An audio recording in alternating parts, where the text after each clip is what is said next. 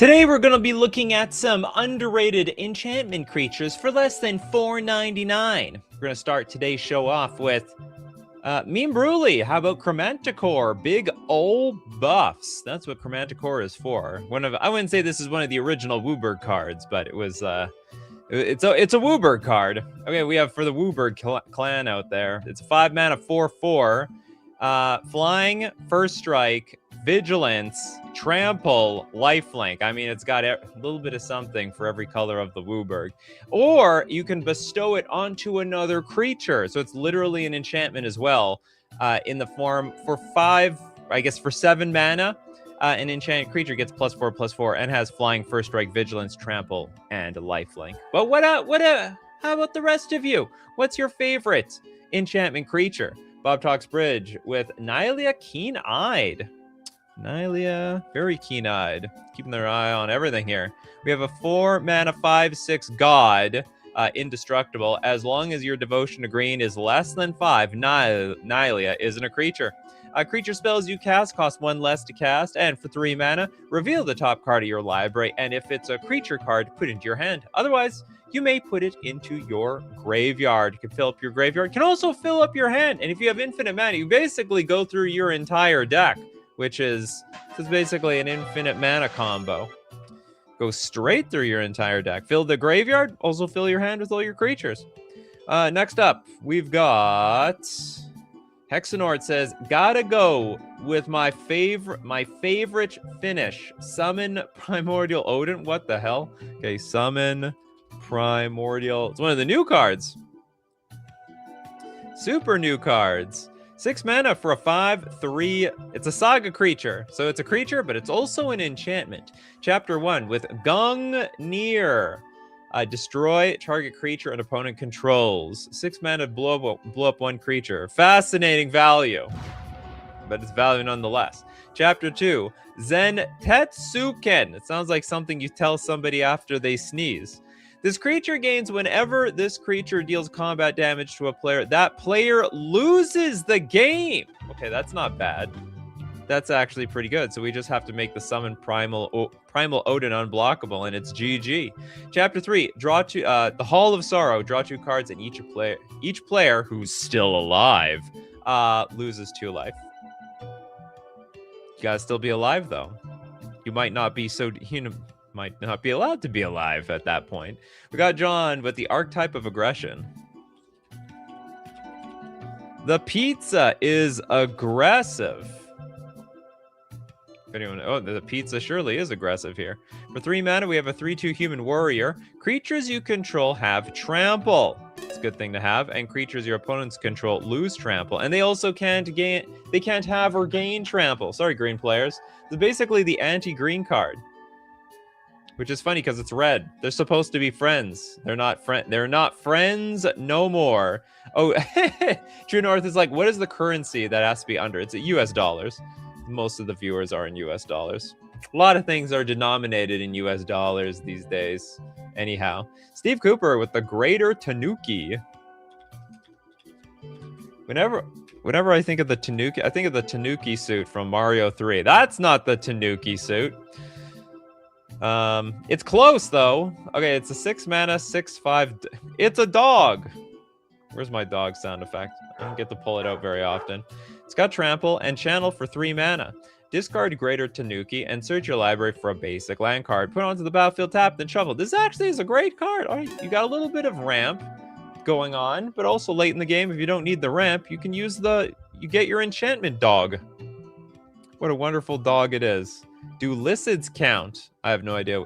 If it says okay, look. So the rule is, it's got to be an enchantment on the card type, or I'll accept that it turns into an enchantment. I'll accept that. So it doesn't have to start off being an enchantment. It can like turn into an enchantment. Maybe there's a land out there that like transforms. You can turn into an enchantment creature. The price must be for less than 7 million Ironian rules? Something like that. Exchange rate based. Okay, Christopher B, who doesn't want to be on the show with Spire Spine. Spire Spine is a 3 mana 4/1 beast. Also has Bestow, so you can put on another creature. Blocks each turn if able. Enchanted creature gets +4/+1. And blocks each turn if able. But you don't have to worry about blocking. If you're always attacking, you get my drift. The key is you have to be on the offense all the time. Okay, rare blue Skittles with the Grim Guardian. Very grim for them Guardians. Oh, I spelled the Guardian wrong. It's not your fault, it's my fault. The Grim Guardian is a 3 mana 1/4. It's a zombie. It's got Constellation. So whenever a Grim Guardian or another enchantment enters the battlefield under your control, each opponent loses 1 life. And each 1 life is 1 life closer to your opponent conceding the game in horrible, horrible, horrible agony. The Red Scout with Aegis of the Gods. Or Aegis? I'm pronouncing that wrong for sure. Of the Gods. Oh, one of the best cards. 2 mana 2/1. You have Hexproof. I'm surprised this card doesn't see more play. Look at this. It has 1 printing, and it's $1. It's like these days, people don't even care if they have Hexproof. You don't care? You don't care about hand disruption? You don't care about getting, like, stormed at? I guess they don't care. They want their creatures to have hexproof. They want their creatures to be indestructible. Them, they don't. They can be a fleshy piece of fish, flailing to death. Argentina says blocks each turn means only the first combat of each turn, right? I guess so. That's highly specific. So you're saying like if I blocked on 1 combat, I don't need to block in a 2nd combat, something like that. Charging Badger. So you can have several combats. Does Fear of Missing Out count? Fear of Missing count as underrated? Probably not. This is a very highly rated card. Super popular. 2 mana 2/3. And there's, you know what? Whatever. I mean, maybe not enough people are playing this card. So 2 mana 2/3. When it enters, discard a card, then draw a card. Delirium. Whenever Fear of Missing Out attacks for the first time each turn, if there are 4 or more card types among cards in your graveyard, untap target creature, and after this phase, there is an additional combat phase. Probably more people should be playing this card. Oh, we got Saxa, Spirit of the Labyrinth. That's a good card, too. They made a lot of good stuff in Theros and Born of the Gods. 2 mana 3/1. Each player can't draw more than 1 card each turn. This was the original Bowmasters. And frankly, I think actually it was grossly underappreciated. It's underappreciated because it didn't punish the people who drew cards enough. So it's like, in the future, R&D was like, okay, you can have your cards, but it's going to come at a cost. And back then, they just said, you're just not allowed to have your cards. I guess people just don't like that. Das Scallywag II with Faithbound Judge / Sinner's Judgment. Oh, it's a 2-sided card. What's going on here? Okay, I'll count it. I'll count these double-sided. This is a little loose. This is a little loose, but I'll count it. This is a 3 mana 4/4. It's got Defender, Flying, and Vigilance. And at the beginning of your upkeep, if Faithbound Judge has 2 or fewer judgment counters on it, put a judgment counter on it. As long as Faithbound Judge has 3 or more judgment counters on it, it can attack as though it didn't have Defender. It also has Disturb for 7 mana. So when it's dead, if I understand that correctly, if it's dead, you can play it for its Disturb cost in the graveyard, and so you can enchant a player with it, called the Sinner's Judgment.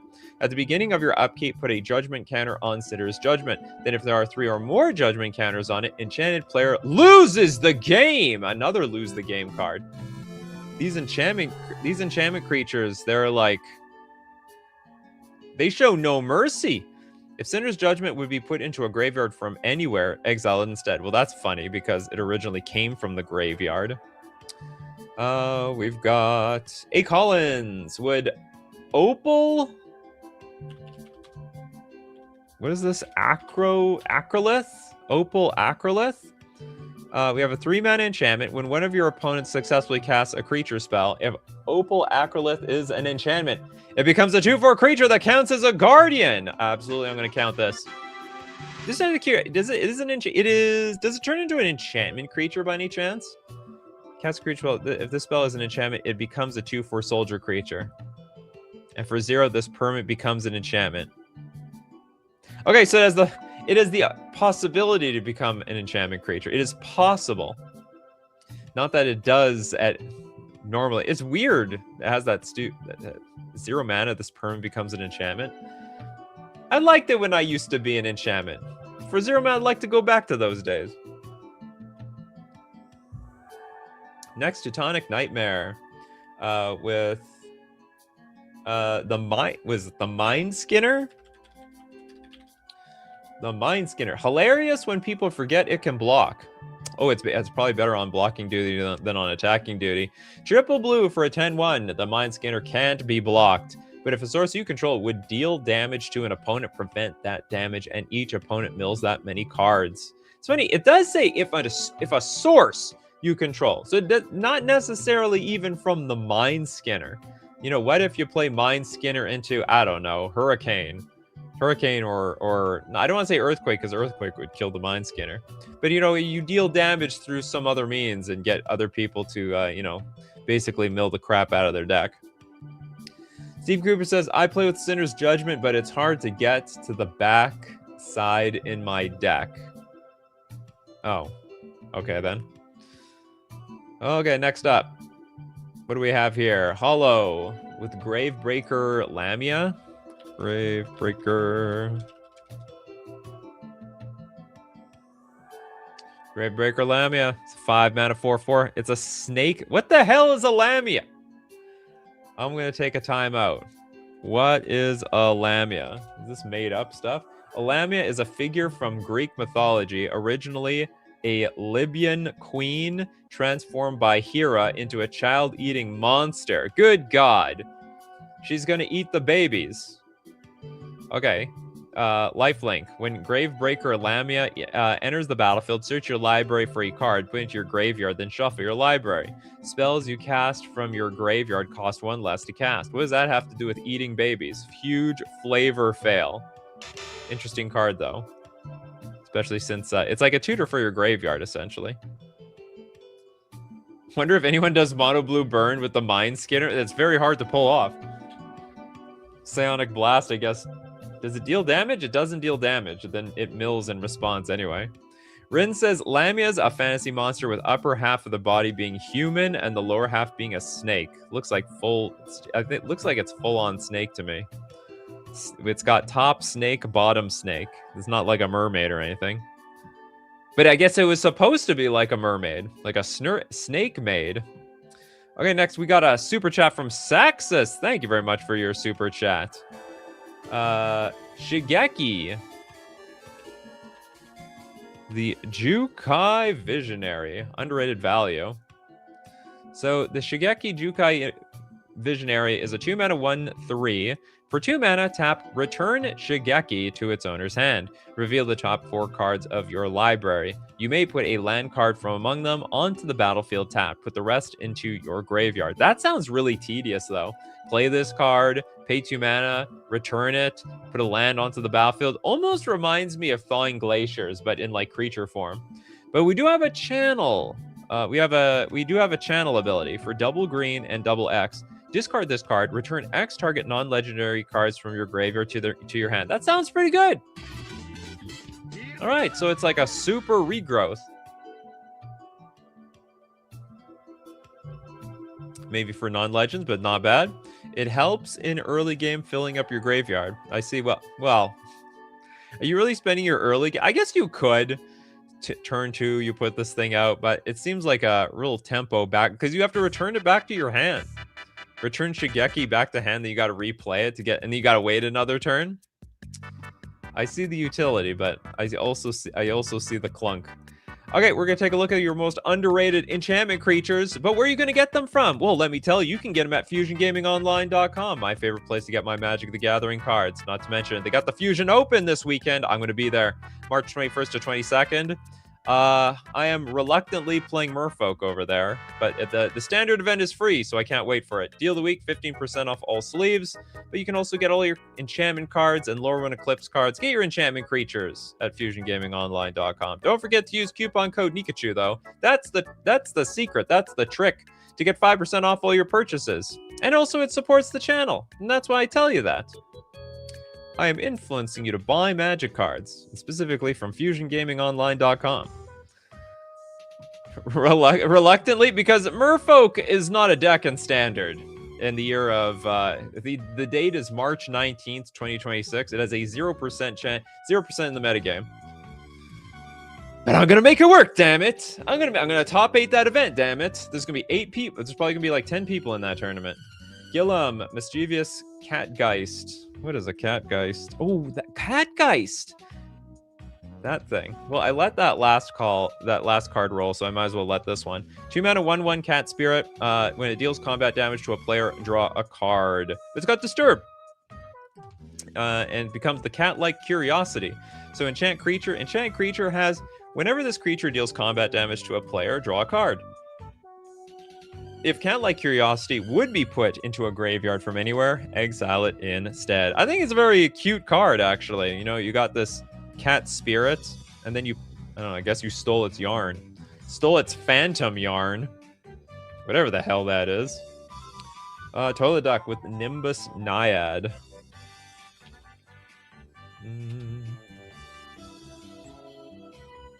What is a Nimbus? I don't even know what that is. Willem says, isn't there a Merfolk that lets you cast enchantment creatures as though they had flash? Probably. Okay, this is a 3 mana 2/2 Nymph. Okay, I know what that is. Bestow for 5 mana, flying. Enchanted creature gets +2/+2 and has flying. That's about it. Nimbus is a type of cloud. We have a Nymph cloud. How does that... Is that like the cloud supposed to seduce me or something? Or does nymph mean something else in the Greek mythology? Oh, or maybe it's just hiding in the clouds? I don't know.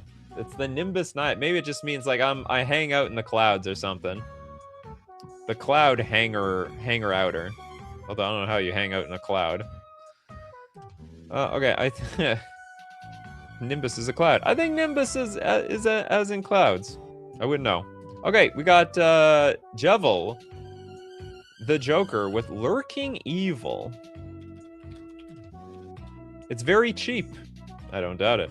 So it's an enchantment. So for triple black enchantment, pay half your life, round it up. Oh my god! Lurking Evil becomes a 4/4 horror creature with flying. You know, it's interesting. You can do this over and over again. You could send your life straight to 1. I don't know what you'd accomplish with that. Is there any good way? Is there anything useful for sending your life total to 1? I mean, some cards like start to activate when your life total is less than 5, but I don't know if you can like win the game. Or what's that card? Near-death experience? Near-death. Maybe there's one card that actually tries to win you the game. Yeah, near-death experience says at the beginning of your upkeep, if you have exactly 1 life, you can win the game. All right, we found its combo card, the Lurking Evil. That's it. Sot says nymphs were very minor gods and protectors of places. Okay. Okay. Thanks for letting us know. Oh, Jordan was thinking on the same line as me. I don't know. Even in a Death Shadow deck, I don't know if I want to put my life total to basically nothing. Need a little something. Need a little something to take a lightning bolt. Hinaria, summon Esper. What are these cards? Summon Esper Valagarmanda. That's a mouthful. 4 mana for a 3/3. It's a Saga Drake, flying in haste. But it also has... how many chapters? 4? Chapter 1, exile an instant or sorcery card from each graveyard. It's terrible. Well, I mean, it's graveyard hate, but it's a little sad. Okay, chapter 2, add red for each lore counter on this saga. Okay, that's pretty good. You may cast an instant or sorcery card exiled with this saga. Oh, and mana of any type can be spent to cast that spell. Well, well, well. This card turned actually really good. In the end, yeah, the cards that you exiled, you're actually going to be playing them. What do you know? Okay, we got Crackernet with, did you do archetype of endurance? Nope. Archetype of endurance. There's a lot of cards we haven't done. Millions. Okay, what is this card? Archetype of endurance. 8 mana for a 6/5 boar. Creatures you control have hexproof. That's right. That's the one. That's the one that everybody loves. They completely adore. They don't want their creatures to be shot down and killed like wild animals. Creatures your opponents control lose hexproof, and they can't have or gain hexproof. What a rude card. William letting us all know my ex-girlfriend was a nymph. All right. Thanks for sharing, William. Moving on, we've got Charging Badger with Nightmare Shepherd. Hexproof in green is so weird. Aren't there a lot of green creatures with hexproof? I swear there's a lot of cards I can't target. Nightmare Shepherd is a 4 mana 4/4 demon. It's one of the cheaper demons I've ever seen. Flying, whenever another non-token creature you control dies, you may exile it. If you do, create a token that's a copy of that creature, except it's a 1/1 and it's a nightmare in addition to its other types. I would say this is amazing. This is actually spectacular. So whatever dies, it's actually not really dying. You're just getting it back as a 1/1. I think it's underrated. The most famous hexproof is green. Boggles. Exactly. But that's also partially blue. The old slippery bogle over there. Okay, Leon Corgi, Jill, Shiva's Dominant. What do we have here? It's a very beautiful looking card. 3 mana for a 2/2 human noble warrior. When Jill enters, return up to one other target non-land permanent to its owner's hand. And for 5 mana, tap exile Jill, then return it to the battlefield transformed under its owner's control. Activate only as a sorcery. Okay, let's transform you, Jill. What are you up to? Oh, you turn into a legendary enchantment creature. You don't start off as one. So Shiva, Warden of Ice. She's an ice queen, I suppose. She's a 4/5. Chapter 1, Mesmerize. Sorry, Chapter 1 and 2, Mesmerize. Target creature can't be blocked this turn. And for Chapter 3, Cold Snap. Tap all lands or opponents control, exile Shiva, then return it to the battlefield. You're going to be back as Jill, Shiva's Dominant. This was Final Fantasy 16. It's one of the more somewhat newer ones. Okay, next up, let's get Mercenary with Dockside Chef. We heard of the Dockside Extortionist. How about the Dockside Person that feeds us? It's a black 1/2 human citizen, and for 2 mana, sacrifice an artifact or creature. Draw a card. But no, you don't have to sacrifice himself. You can just sacrifice something else. Great sack outlet. Actually, this card is really simple, but like really effective. So there's someone like tries to destroy your creature, you just spend 2 mana. I was like, okay, I don't care. I'll spend 2 mana and get a card out of it. No big deal. This actually looks really underrated. Probably every single human citizen deck should play it. Hey, T. Corellius, we are looking at underrated enchantment creatures, and I think this one's super underrated. Jess, man, guy, dude, was that always your name? Did I just never read it? Celestial Archon.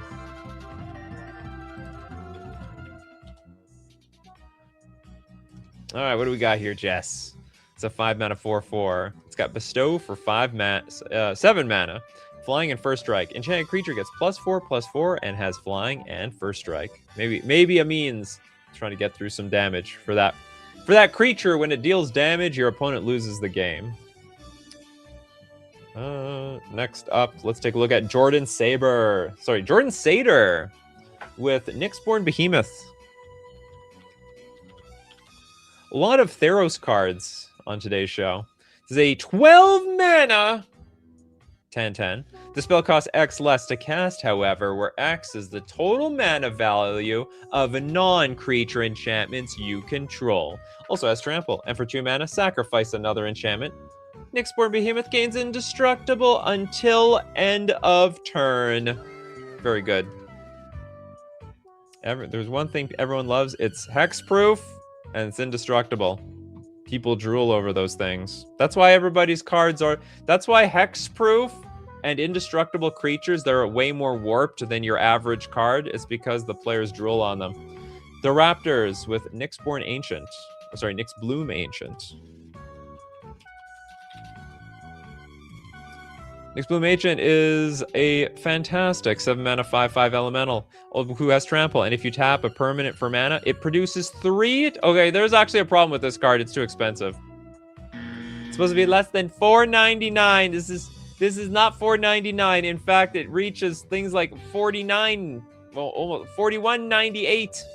Too expensive. Too expensive for the show. Not underrated enough. Too overrated. Maybe accurately rated. Yeah, Nyxbloom Ancient is crazy! Crazy stuff over there. Oh my god, Soth with the Nyx Fleece Ram. I've lost this card more than I'd like to admit. And some of you might be asking, how the hell did you lose to a stupid 2 mana 0/5? Okay, look, I was playing a burn deck in Standard, alright? And it can't beat this thing because it's a 0/5 that blocks all my creatures, and it has the triggered ability. At the beginning of your upkeep, you gain 1 life. That 1 life, every single turn, was my demise. I mean, every single point of life, I could feel like the soul is leaving my body. Next up, we've got... This one, Worlds, right? Probably. It's a pretty good card. Josaru with the Nyx Weaver. Nyx Weaver is a 3 mana 2/3 enchantment creature spider. Reach at the beginning of your upkeep, mill 2 cards, and for 3 mana, exile this creature. Return a target card from your graveyard to your hand. Oh, so you can sacrifice the spider to go dig up some garbage from the bottom of the barrel. Okay, Raktus says, I haven't actually played in so long that the only cards like this I have any experience with would be Opal Archangel. Did we do this one? Can't remember. We did this one. Sorry about that, Raktus.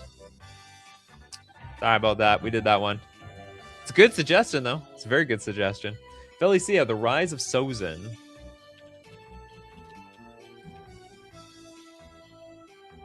The Rise of Sozin. This is cool. Looks like Jafar from Aladdin. I have 3 wishes, and I'm going to be the most powerful genie in the world. Okay, chapter 1, destroy all creatures. Okay, so long. Chapter 2, choose a card name. Search target opponent's graveyard, hand, and library for up to 4 cards with that name and exile them. Then that player shuffles. Well, that's not a very good commander card. And then lastly on chapter 3, exile the saga, then return it. Okay, so what are we turning it into? Fire Lord Sozin, a 5/5 human noble, menacing, fire-bending 3. So when the creature attacks, add 3 red. The mana lasts until end of combat. Whenever Fire Lord Sozin deals combat damage to a player, you can pay X. Well, what a coincidence. We get 3 mana out of this thing. When you do, put any number of target creature cards with total mana value X or less from that player's graveyard onto the battlefield under your control. John says, whenever I hear the ability to choose a card name, I always think of the AI show. Yeah, choose a card name. Any card name. Doesn't feel like regular Magic. Oh, it was Opal Octolith we did before, not Opal Archangel. Oh, okay, then we'll do Opal Archangel. The art looks familiar. I could have swore we did this. 5 mana, enchantment. When one of your opponents successfully casts a creature spell, if Opal Archangel is an enchantment, Opal Archangel becomes a 5/5 creature with flying that counts as an angel. Attacking doesn't cause Opal Archangel to tap. It's basically mogging, big time mogging Sarah Angel. Looks maxing on Sarah Angel as well. Okay, next up. is our sponsor today. Mana Traders, the premier place to rent Magic cards on Magic Online. See, on Arena, you can't rent cards. It's a sad universe. You buy cards, you craft them, and that's it. They're dead unless they get banned. Then they become alive again. But you can't depend on that. However, on Magic Online, you don't need to craft anything. All you have to do is rent the cards, and you can play any deck, any format you want, whenever you want. And it's better that way. As the formats change, you get to play the best deck. You can support, whoops, this is the wrong thing. You can support the channel using coupon code Nikachu_BH2 for 40% cash back on your 3rd month subscription. But also understand, Monday, Wednesday, Fridays, we have these shows 9 a.m. Central Standard Time. Tuesday, Thursday, and 8 p.m. Central Standard Time. It's good to know anyway. Okay, next, what do we got here? Damn, my deleted typo still showed up. Yeah, it happens. Okay, who has no card yet? It's gotta be somebody out there. Sleazy Spider, you got a card? You got some cards? Okay, we're gonna get Christopher B. I guess we're at no 2 cards yet now. All too relevant right now. Fight the power of Arglabargle, Fear of Surveillance.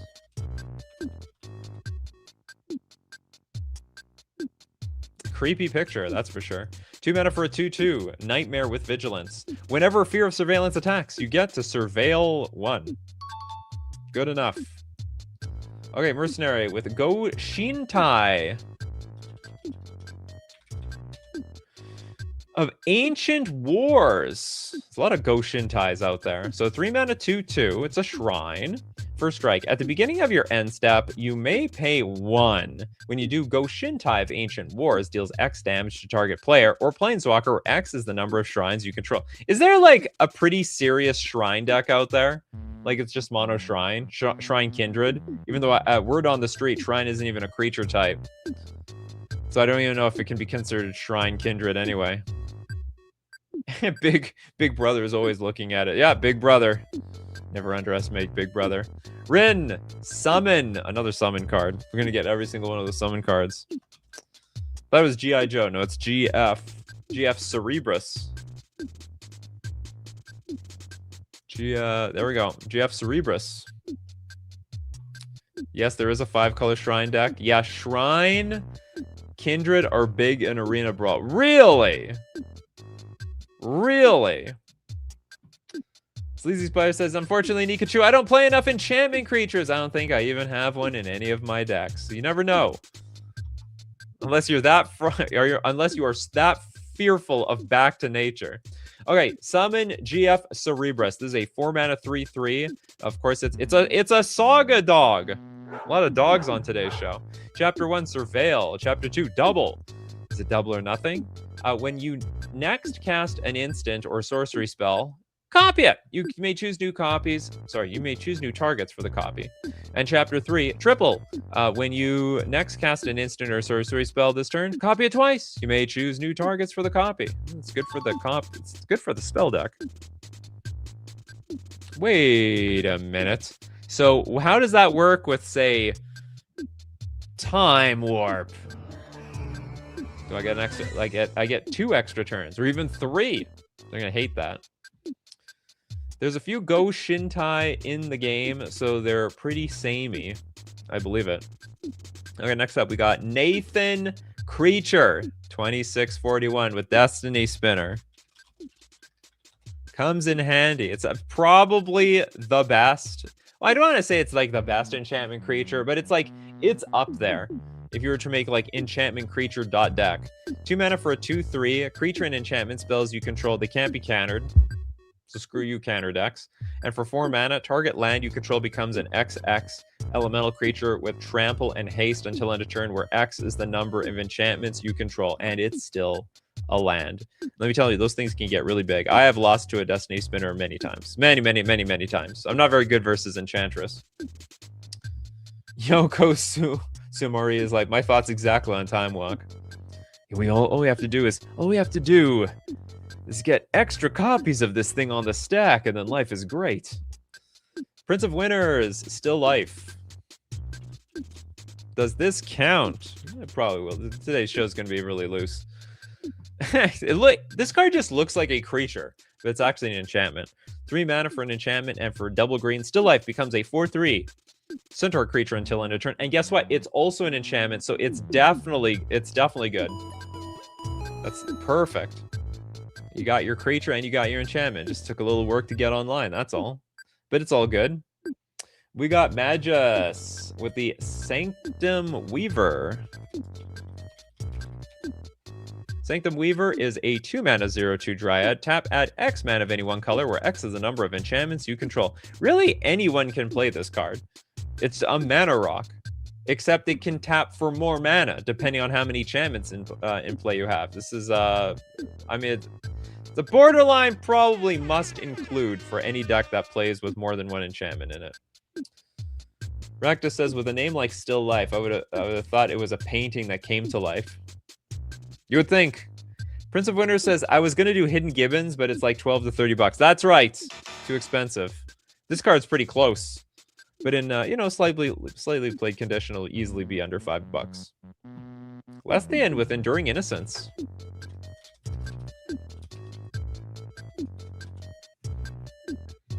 This card's cheap enough? Oh, just barely.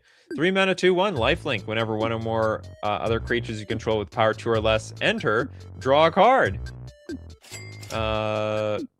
This ability triggers only once each turn. When Enduring Innocence dies, if it was a creature returned to the battlefield under its owner's control, it's an enchantment. Whenever one or more other creatures you control with power 2 or less enter. This is an amazing card. I think I'm inclined to believe this is better than that Enduring Curiosity, but Enduring Curiosity is pretty big too. Pretty strong, pretty beefy. No one expects a Hidden Gibbon, just like the Pocket Sand. Pocket Sand. Psh. Okay, we have Sleazy Spider. It's gonna throw themselves in here. We got Komainu Battle Armor. Does that count? It is an artifact creature, equipment dog. Does it say enchantment anywhere on here? Menace, equipment, combat. No. It's got to be at least an enchantment. It's an equipment. An equipment could not quite an enchantment, unfortunately. T. Corellia says, this stream makes me realize I don't play with this archetype much at all. Yeah, me neither. I don't play with like 99.99% of the cards you guys suggest. But I'll report on them. Toilet Duck with the Esper Terra. Esper? In Final Fantasy? Huh? Oh, Terra Magical Adept. This is a 3-mana 4/2. ETB, mill 5 cards. Put up to 1 enchantment card milled this way into your hand. I wonder what we're going to do with that. Also has Trance for 6 mana. Tap, exile Terra, then return it to the battlefield transformed under its owner's control. Activate only as a sorcery. It becomes Esper Terra, the 6/6 flyer. Chapter 1, 2, and 3. Create a token that's a copy of target non-legendary enchantment you control. It gains haste. If it's... Didn't even say it's a creature. Okay, we're just giving an enchantment haste for the sake of it. If it's a saga, put up to 3 lore counters on it. Sacrifice it at the beginning of your next end step. And also chapter 4, add double white, double blue, double black, double red, double green, exile it, and return it to the battlefield. We now know how to activate the door to nothingness. There we go, Esper Terra. Esper Terra will show us the way. Isn't Terra like $20? A lot of the other cards are. Apparently there's this one version here that's cheap. So the promo... Does this card even exist? Or I don't know. This promo is like $36. This full art is $23. This version is $12. But for some reason, this version...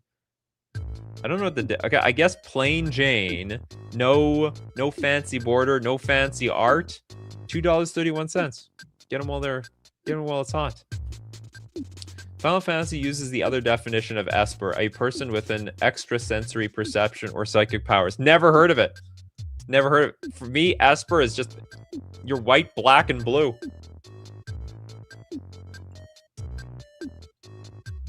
You probably like to tax people and counterspell them. Okay, next up. Who has no 2 cards yet? think a lot of you. Jebel has a second card. Jacob. Not H, sir. Jacob. Jacob Hauken. Inspector is a favorite commander of mine to use. Ah, person of taste. Mono blue. Okay, so this is a 2-mana 0/2. It's a human advisor.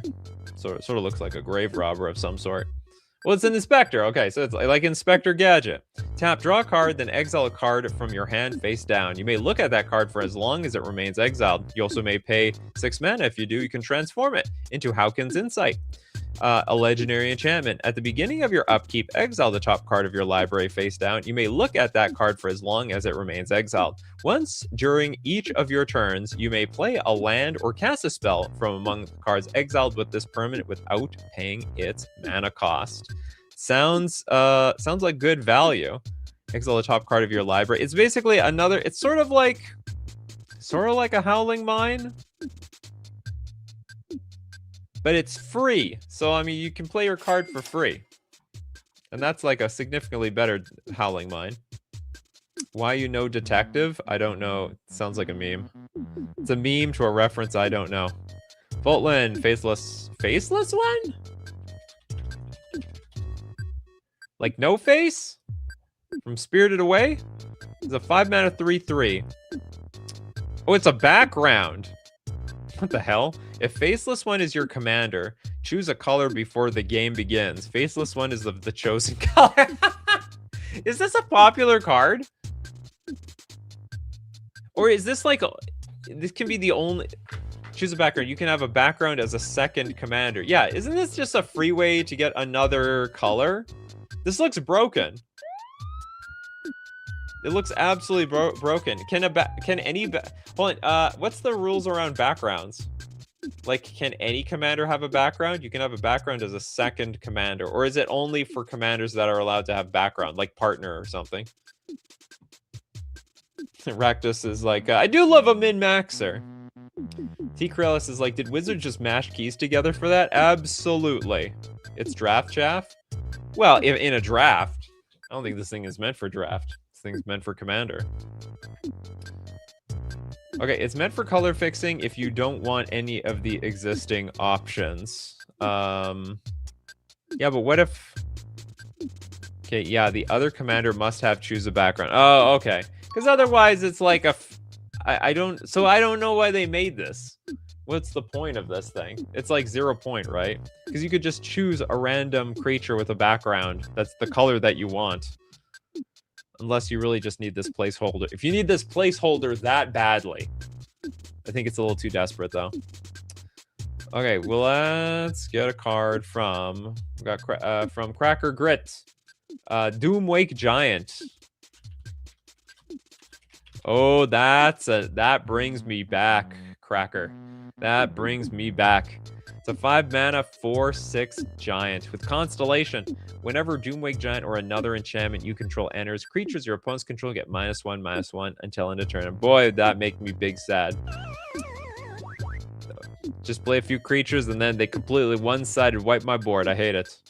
Christopher B says it's the background equivalent of the Prismatic Piper. It exists solely to smooth things over for commander draft. What? What? You can make a draft out of commander?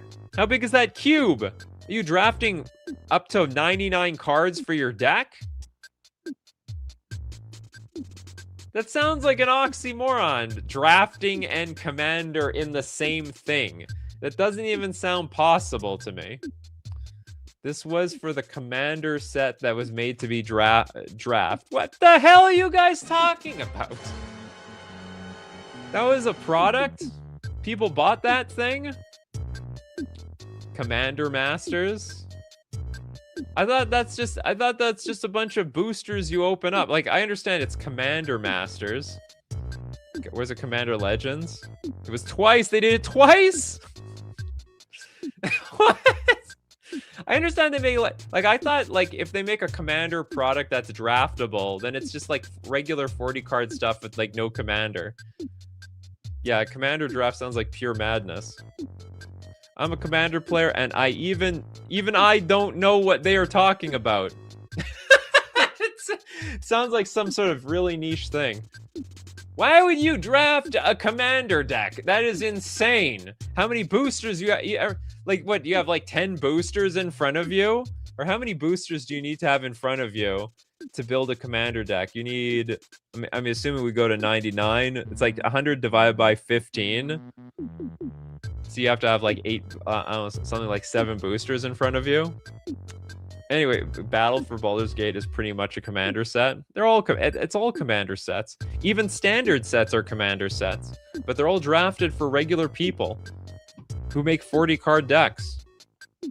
Commander draft was always silly. I don't doubt it. Okay, get back to the show. Hexenort. Hidetsugu consume all. Because Hidetsugu is hungry. How do I get this? Hidetsugu! Really hungry. Oh, hungry, oh, Henry. Okay, this is a 3-mana saga. Chapter 1, destroy each non-land permanent with a mana value 1 or less. That just always crushed me. Chapter 2, exile graveyards. Didn't crush me, crushed someone else. Chapter 3, exile the saga, then return it. Okay, we're just going to exile. It's Flipperoonies. And turns into Vessel of the All-Consuming, a 3/3 Ogre Shaman. Trample, whenever Vessel of All-Consuming deals damage, put a +1/+1 counter on it. Whenever Vessel of the All-Consuming deals damage to a player, oh, so the first time it's like whenever it deals damage, who knows how it did it. So when Vessel of the All-Consuming deals damage to a player, if it has dealt 10 or more damage to that player this turn, they lose the game. Sick. They should lose the game. Leon Corgi says, Commander draft, you make 60 card decks and Singleton doesn't apply. They broke all the rules of Commander. The first rule of Commander, don't talk about more than one copy in your deck.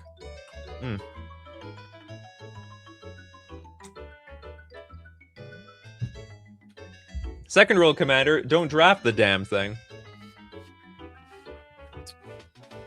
I spilled my tea all over myself there. Okay, next up. Cracker Grid is like, I was at 2 of those drafts. How make a 59 card deck with a commander? You take 2 cards at a time instead of 1. Okay, but the boosters need to be enormous. Surefire Selves, inventive iteration.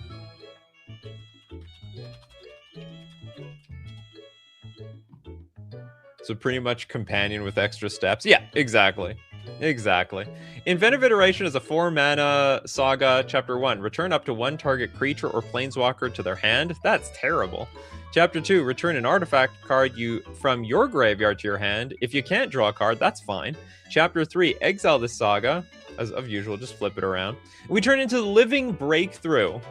Oh, look at that. It's origami. It is a 3/3 Moonfolk enchantment creature with flying. Whenever you cast a spell, your opponents can't cast spells with the same mana value as that spell until your next turn. That sounds really hard to use, but very fancy. So it looks like a card that they would have made like 25 years ago. It's got that sort of design where the card looks hard to use and it's got something really, really specific to it. Neo was so good. Okay, next up, we've got the Big Squig, Heliod the Radiant Dawn. He just radiated. It's a 4-mana 4/4. Enters the battlefield, return target enchantment card that isn't a god from your graveyard to your hand. And for 4 mana, transform them. Well, 3 mana and a Phyrexian. And it'll turn into Heliod the Warped Eclipse. Oh my god, Heliod! What happened? Now you're the god of the machines. 4/6. You may cast spells as though they had flash, and spells you cast cost 1 less to cast for each card your opponents have drawn this turn. Wow, now that you've been Phyrexianized, you're actually stronger than you were before. That's pathetic. You weren't a very strong god in the first place, were you, Heliod? Being perfected should have made you weaker. Oh my god, I gotta get this one. Christopher B. Caliphate. Beloved? Beloved of the Sea. 3 mana star 3. Its power is equal to your devotion to blue. So all the blue mana pips on the battlefield. Creatures and enchantments you control have spells your opponents cast that target this permanent cost 1 more to cast. Unfortunately, that doesn't mean squat these days. So it was a little bit more useful at the time, for the most part. Surefire Self says the thing is this is for artifact decks, and let's go back. For artifact decks, and artifacts have a lot of cost reduction. So in a longer format like EDH, you can chain 1 to 2 3 mana artifacts and basically prevent people from casting stuff. Oh, you know what? You know I missed Surefire Selves? It said until your next turn. So yeah, you could play a 0-drop, a 1-drop, a 2-drop, a 3-drop, and be like, pass, and suck it. Basically, you're not going to be playing those cards. She's shacking up with Thassa? Probably. Love is love back in 2020. Who else doesn't? Okay, let's get Felicia. The Overlord! An Overlord that is not as loved as every other Overlord, but deserves some love. The Boiler Bilges? The hell is that? We got to get some Overlords on the show. We got a few of them so far. So this is a 6 mana 5/5 with Impending 4 for 4 mana. Whenever Overlord of the Boiler Bilges enters or attacks, it deals 4 damage to any target. That's a lot of damage. It's basically Flame Tongue Cavo.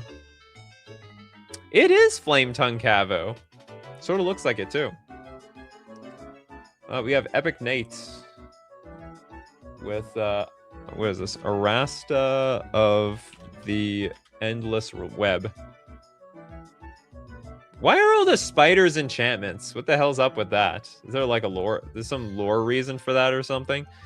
This is a 3/5 with reach. Whenever an opponent casts an instant or sorcery spell, create a 1/2 green spider creature token with reach. Or maybe there was just a lot of spiders in Greek mythology, perhaps.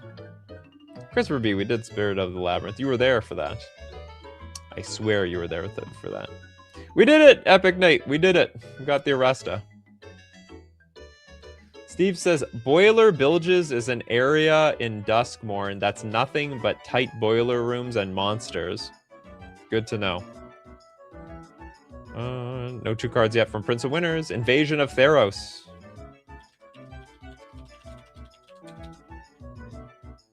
This better be a creature enchantment or something. Okay, good.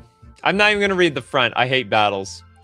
But when you kill this battle, it turns into Afara Ever Sheltering. This is a 4/4 enchantment god. Afara Ever Sheltering has lifelink and indestructible as long as you control at least 3 other enchantments. Whenever another enchantment enters the battlefield under your control, oh, you draw a card. This is actually a really strong card. The downside is it's a battle, and battles suck. When it enters the battlefield, search your library for an Aura God, Demigod card revealed between your hand. You know, that's not that bad. So you have it's actually a tutor. So I think it's actually it's pretty useful. This might be one of the better battles out there. I still got nothing, says T. Corellius. Oh, well. You have until another... How much time do you have? You have another 6 minutes to figure it out. Yeah, it is a tutor, which isn't that bad. Most of the battles, they're not that good. They just literally do nothing.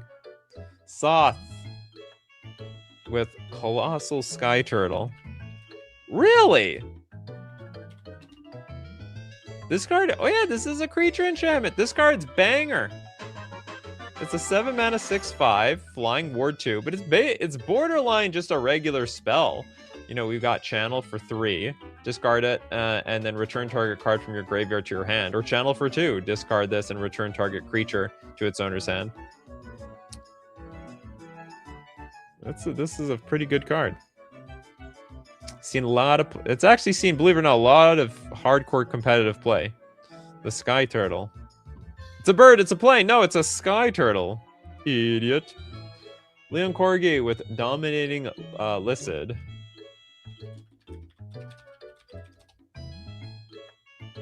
Ooh, something old.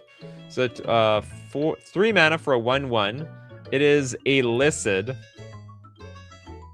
What is that? So for 3 mana, tap Dominating Listed loses this ability and becomes a creature enchantment. That reads, gain control of enchanted creature instead of any other type of permanent. Move Dominating Listed onto target creature. You may pay blue to end this effect. What a weird card. This is like the hardest mind control to get online of all time. Listed was another phase of experimentation in the game. That doesn't explain what the hell Listed is. You mean the effect is illicit? Is that what you're trying to tell me? Listeds were supposed to be like Alien in MTG, but didn't get very far. Well, good. Ugh. I'm not a big fan of aliens. Aliens for me is a big turnoff in like any video game that I play or any lore that I get into. With the exception of, I guess, Star Wars and Star Trek. Because there's like no getting around in those universes. Lessian with Inquisitive Glimmer.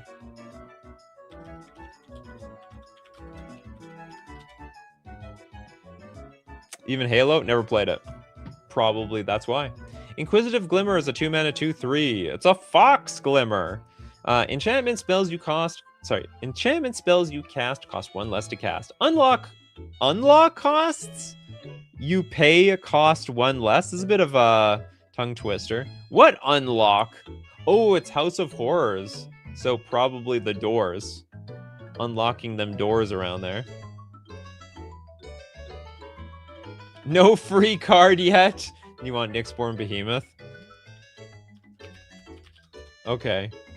You technically got a card, but if you want, you can have a free one. Did we do this one? This is 12 mana for a 10/10, costs X less, where X is total mana value of non-creature enchantments you control. Yeah, we did this one. Sorry about that, Jess. You can have another one free one if you get it in time. But in the meantime, we're going to go to someone who paid. Steve Cooper with the Satyr Fire Dancer. Oh, I totally forgot about this card. It's lethal. 2 mana for a 1/1. Whenever an instant or sorcery spell you control deals damage to an opponent, Satyr Fire Dancer deals that much damage to target creature that player controls. So basically, use your burn spells to then burn down your opponent's creatures. So basically, send burn to face, and burning to face gets sent down to creatures, which is awful. Sleazy Spider asks, what does no card yet mean? It means NCY means no card yet. That means if you haven't been part of the show, well, I want you to be part of the show. So anyone who has no card yet, I'm going to give you priority over other people who have gotten a card already, and then they say no to card yet. So Rin has not got a second card yet, but they will now. Summon Fat Chocobo. And then there are some people who've already gotten 2 cards. They're looking for their 3rd card. But if you have not got a card yet, I am more than happy to give you your first card. Because I want everyone to be part of the show, and I'll give priority to the people who haven't. Because there's, sometimes it's a big competition in chat. So I'll definitely keep an eye out for the NCY. So 5 mana for a 4/4. That is a Fat Chocobo. That's a porker. I don't think they're gonna get away with saying they're big bone. No, they've been chowing down on. I don't know what they eat, to be honest, in the Final Fantasy universe. They've been eating SIDS because there's a lot of SIDS in the Final Fantasy universe. Okay, Chapter 1. Work. Create a 2/2 green bird creature token with whenever a land you control enters, this token gets +1/+0 until end of turn. And then chapters 2, 3, and 4, it's got Kerplunk. Creatures you control gain trample until end of turn. A pleasingly plump summon. Very plump. Should be called Fat Chonkobo. Is a chonker. That's a cool system. I don't even know how we made this system. I think I was just asking people, anyone not got a card yet? Anyone got no card yet? And then people just started saying NCY in the chat. And it just went from there. It was a very organic system.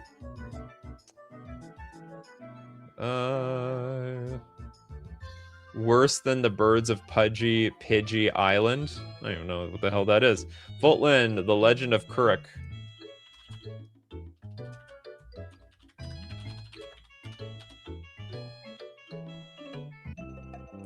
The Legend of Kuruk is a 4-mana saga. Chapter 1 and 2, scry 2, then draw a card, which is pretty useful. And then Chapter 3, exile the saga, transform it into Avatar Kuruk, a 4/3 avatar. When you cast a spell, create a 1/1 colorless spirit creature token. With this token, can't block or be blocked by non-spirit creatures.